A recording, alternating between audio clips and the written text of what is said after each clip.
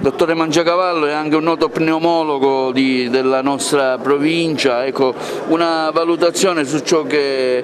è questa nuova variante inglese che sta mietendo tantissimi contagiati. Abbiamo visto raffadali 30 solo in un solo giorno e ancora purtroppo ci sono delle carenze per la somministrazione dei vaccini. C'è chi tira la giacchetta, ogni categoria vuole la sua, ma in realtà si sconta una carenza nella distribuzione. Il suo punto di vista, dottore Mangiacavallo? Lei mi ha chiesto una risposta flash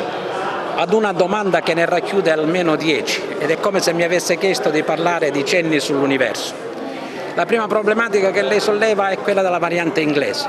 che è sicuramente più preoccupante di quanto si possa immaginare, non tanto per la letalità che può determinare o per i quadri clinici che riesce a sortire, ma perché ha una invasività elevata, per cui l'indice di contagio di questa componente, di questa variante, l'ha portata ad una prevalenza rispetto alle altre del 60%.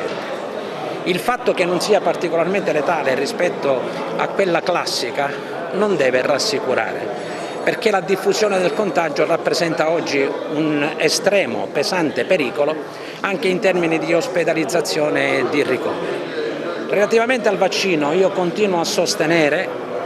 che trattasi dell'unico rimedio scientifico razionale che possa essere applicato per combattere la pandemia. Per quanto riguarda la disponibilità dei vaccini, vero è che dobbiamo sperare che arrivino al più presto più di 100 milioni di dosi, qualunque sia il vaccino da somministrare, io mi auguro che al più presto registrino pure Johnson & Johnson, ma è altrettanto vero che in Italia attualmente ci sono 12 milioni di dosi, ripeto, 12 milioni di dosi di vaccino AstraZeneca che ancora non sono state utilizzate, il che significa che non è soltanto un problema di materia prima, ma è fondamentalmente un problema organizzativo che io mi auguro il nuovo commissario possa risolvere. Perché fino a quando si manterranno come centri vaccinali soltanto gli ospedali, e una sua razionalità questo l'ha avuto per la conservazione e per la catena del gelo del vaccino della Pfizer, se si continua a mantenere soltanto questi centri vaccinali ci vorranno 35 anni per vaccinare l'80% della popolazione italiana, ma se si diffonde sul territorio la possibilità di somministrare questi vaccini coinvolgendo i medici di medicina in generale, io divento particolarmente fiducioso, quasi ottimista, che in tempi razionali, nell'arco di 6 mesi, si potrà vaccinare tutta la popolazione. Sul fatto che ognuno rivendichi di essere vaccinato prima degli altri, che la categoria X vuole essere vaccinata prima di quella Y,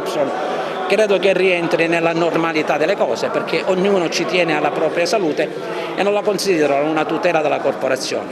Dovranno essere gli organi decisionali, sentito il parere del comitato scientifico, ad individuare le categorie da vaccinare prioritariamente, anche se molte categorie già hanno invaso queste priorità. Un dato è certo, che i soggetti fragili, qualunque sia la loro età, credo che abbiano il diritto di passare avanti rispetto a tutti gli altri, perché soggetti immunodepressi, soggetti diabetici gravi, soggetti scompensati si espongono ad un rischio notevolmente superiore rispetto agli altri soggetti che vivono in comunità, per cui io mi auguro che al più presto possano essere individuate queste fragilità e che si possa provvedere al più presto alla vaccinazione di questi soggetti.